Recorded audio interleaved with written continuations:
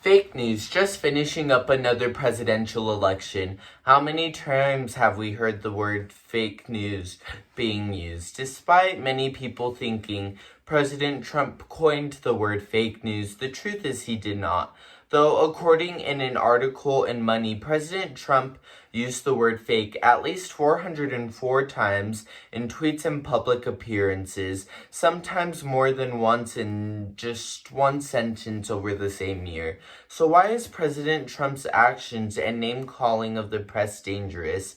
It is because freedom of press is part of the First Amendment's protections, and some are arguing and questioning if President Trump's attacks have weakened the First Amendment's protections of freedom of speech. After much thought and research, my thesis is that President Trump's actions has caused damage to the First Amendment.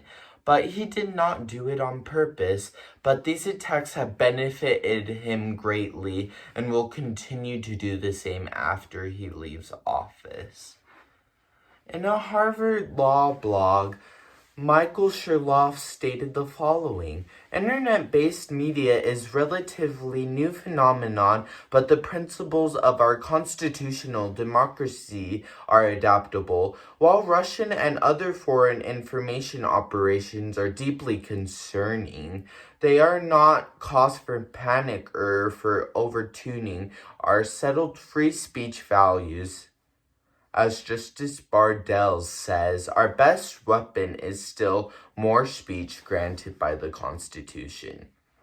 What I found interesting is that President Trump has a love-hate relationship when it comes with the press like Fox News. Sometimes they are great, and other times they are fake news. The following reported in the Washington Post is an phenomenal example of my point. Paul Farchi in this article reports, President Trump loves Fox News, the network that boosted his presidential ambitions and has often acted as a sword and shield against his critics. And lately, he also hates Fox News, such as Saturday night when Trump slammed via tweets that NBC, the New York Times, and CNN and Fox. This was his tweet. Watching at Fox News weekend anchors is worse than watching ratings Fox News at CNN. In my opinion, this is switching back and forth. This is just an example that he is not doing it on purpose. It's a super hyper-competitive individual that hates to lose, fights hard, and is not afraid of just some little trash talking. I just think that many Americans are used to a president using these techniques and trash talking. So does this make it right if he does mean for the First Amendment speech press to be weakened? No, it has benefited him greatly and will continue to after the election. Please consider the following. When Trump started his first campaign in 2015, he had 3 million Twitter followers and 10 million followers on Facebook. Now Trump would be leaving the office with 80 million followers on Twitter, 31 million on Facebook, and 23 million on Instagram.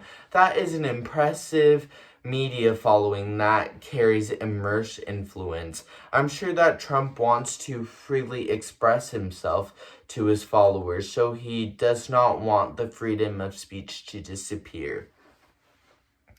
In closing, even though he lost the president election to Biden, he has gone on a tirade.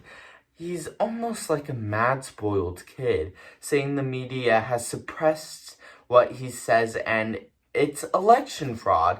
From my research, I just think that Trump is a very competitive person and hates to lose and has a hard time accepting defeat, which is not a bad trait, just people are not used to seeing a president act like he did.